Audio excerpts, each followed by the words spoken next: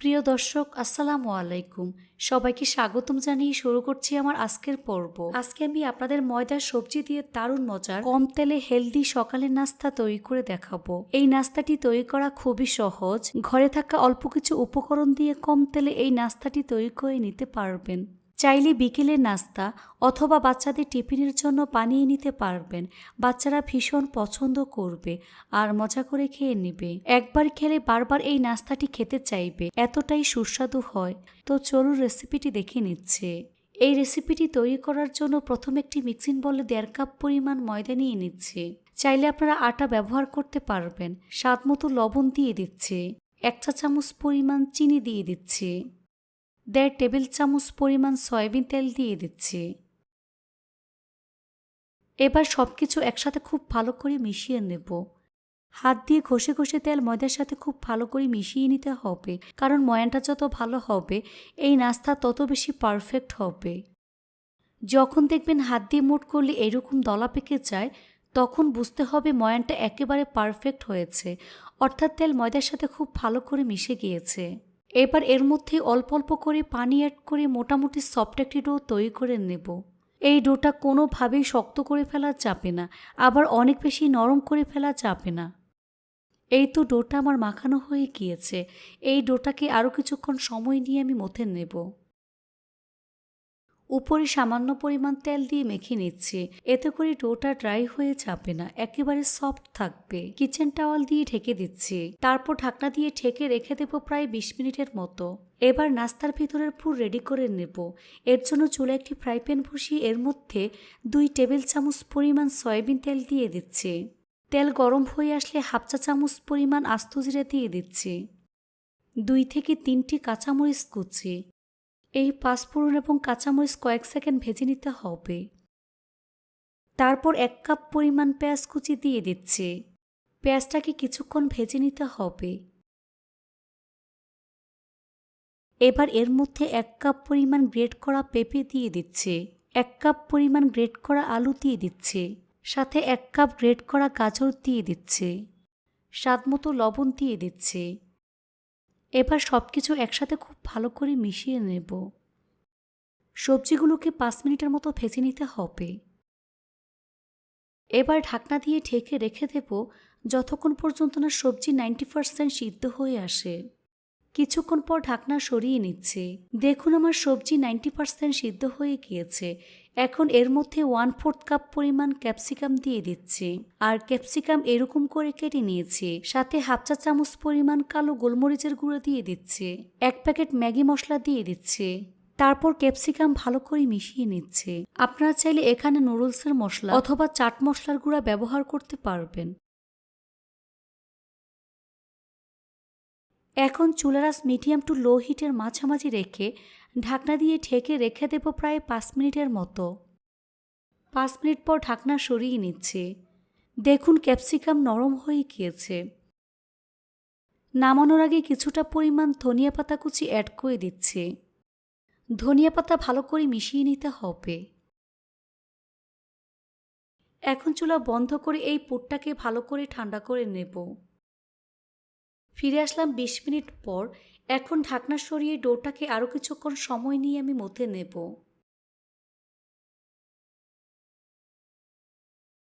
তারপরে ডোটাকে সমান 4 ভাগে ভাগ করে নেব।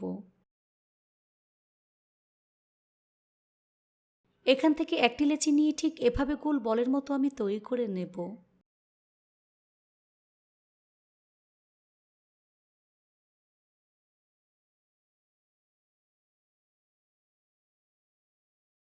এই তো গোল বলের মতো আমি তৈরি করে নিয়েছি। এখন এই বলটাকে বোর্ডের উপর নিয়ে নিচ্ছি। বাকি লেচিগুলোকে আমি কিচেন টাওয়াল দিয়ে ঢেকে দেব। এতে করে লেচিগুলো ড্রাই হয়ে যাবে না, একেবারে সফট থাকবে। এই বলটাকে বোর্ডের উপর নিয়ে হাত দিয়ে এভাবে চেপে চ্যাপটা করে নিচ্ছি। উপরে সামান্য পরিমাণ ময়দা ছিটিয়ে বেলুন দিয়ে বেলে বড় পাতলা একটি রুটি আমি তৈরি করে নেব। রুটিটাকে যতটা সম্ভব পাতলা বড় করে বেলতে হবে। দেখুন এরকম পাতলা বড় রুটি আমি তৈরি করে নিয়েছি। এবার এর উপর সামান্য পরিমাণ তেল দিয়ে মেখে নিচ্ছি। উপরে সামান্য পরিমাণ ময়দা ছিটিয়ে হাত দিয়ে মিশিয়ে নেব। সম্পূর্ণ রুটির উপর ময়দা ছড়িয়ে দিতে হবে। এক সাইড থেকে ঠিক এভাবে ভাঁজ করে দিচ্ছি আর হাত দিয়ে চেপে চেপে সেট করে নিচ্ছি। এর মধ্যে সামান্য পরিমাণ তেল দিয়ে মেখে নিচ্ছি। একইভাবে এর উপর ময়দা ছিটিয়ে ভালো করে মিশিয়ে নিচ্ছি। তারপর এই পাশ থেকে ভাঁজ করে দিচ্ছি, হাত দিয়ে সেট করে দিচ্ছি। একইভাবে উপরে তেল দিয়ে মেখে নিচ্ছি, তারপর ময়দা লাগিয়ে নিচ্ছি। এবার এক সাইড থেকে এভাবে ভাঁজ করে উপরে তেল দিয়ে মেখে নিচ্ছি, তারপর ময়দা ছড়িয়ে দিচ্ছি, তারপর ভাঁজ করে নিচ্ছি। হাত দিয়ে এভাবে একটু চেপে সেট করে দিচ্ছি। উপরে সামান্য পরিমাণ ময়দা ছিটিয়ে বেলুন দিয়ে পেলে চারকোনা পাতলা বড় একটি রুটি আমি তৈরি করে নেব। রুটিটাকে যতটা সম্ভব পাতলা করে বেলতে হবে।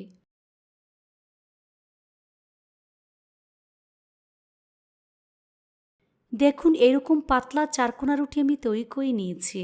এবার এর মধ্যে পরিমাণ মতো সবজির পুর দিয়ে দিচ্ছি। সবজির পুরটা একটু বেশি করে দিয়ে দিচ্ছি।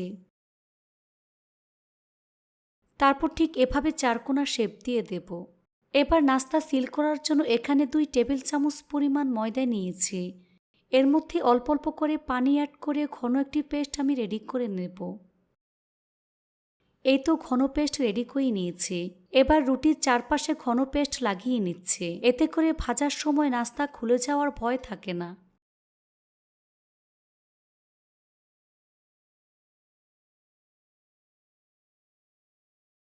তারপর 2 পাশ থেকে ঠিক এভাবে ভাঁজ করে দিচ্ছি।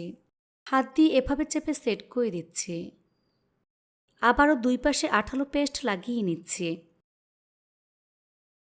তারপর 2 পাশ থেকে ঠিক এভাবে আমি ভাঁজ করে নেব।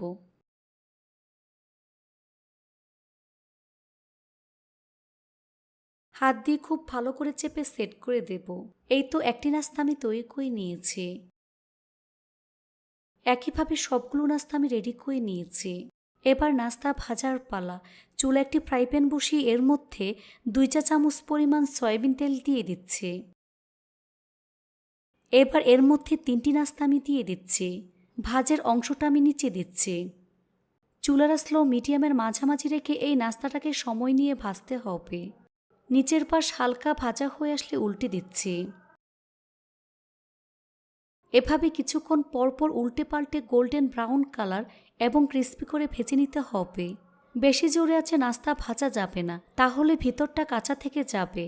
এই নাস্তার সাইডগুলোকে এভাবে ঘুরিয়ে ঘুরিয়ে ভাজতে হবে।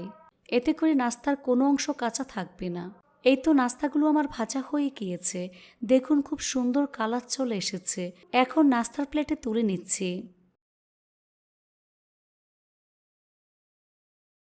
তারপর পরিবেশন করে আপনাদের দেখিয়ে দিচ্ছি। দেখুন নাস্তাগুলো দেখতে মাশাআল্লাহ কতটা সুন্দর এবং কতটা লোভনীয় হয়েছে। এটা শুধু দেখতেই সুন্দর না, খেতে কিন্তু অনেক বেশি মজার হয়েছে। এভাবে একবার হলেও বাসায় তৈরি করে দেখবেন। এটা তৈরি করে খেলেই বুঝতে পারবেন ঠিক কতটা মজার। রেসিপিটি ভালো লাগলে অবশ্যই একটি লাইক দিয়ে দিবেন। ফ্রেন্ডস অ্যান্ড ফ্যামিলির সাথে বেশি করে শেয়ার করবেন। আর আমার চ্যানেলটি সাবস্ক্রাইব করার অনুরোধ রইল। সবাই অনেক বেশি ভালো থাকবেন। আল্লাহ হাফেজ।